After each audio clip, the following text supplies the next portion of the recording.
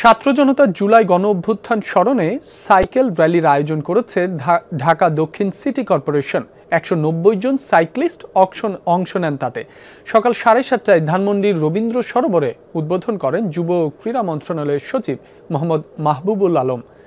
বলেন, যে স্বপ্ন ও আকাঙ্ক্ষা নিয়ে আন্দোলনের শিক্ষার্থীরা জীবন দিয়েছে, তাদের স্বপ্নের বাংলাদেশ বাস্তবায়নে কাজ করছে সরকার। শরীর ও মন সুস্থ রাখার জন্য সাইক্লিং খুবই গুরুত্বপূর্ণ বলেও জানান তিনি।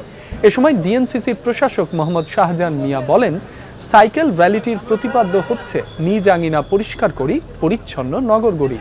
এর মাধ্যমে নগরবাসীকে পরিচ্ছন্ন নগরী গড়ে তোলার বার্তা দেওয়া হলো। প্রত্যেক নাগরিককে নিজ থেকে অবস্থান থেকে সোচ্চার হওয়ার আহ্বান জানান তিনি। র্যালিটি নগর ভবনের সামনে শেষ হয়।